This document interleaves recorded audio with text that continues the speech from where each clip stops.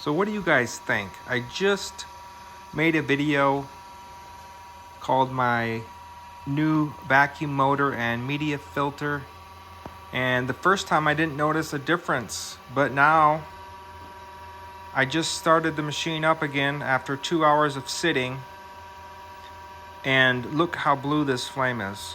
This is with the wood chip media and the new motor, and it almost seems to work better, the motor on 6 volts instead of 12 volts. So look how blue that flame is now. That's with oak. Like that's almost pure blue. So what do you guys think about that? Why am I getting such a difference?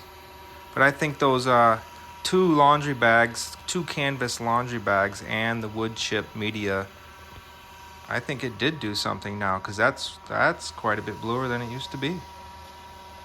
Anyways, guys, message me if you have any ideas. Thanks. See ya.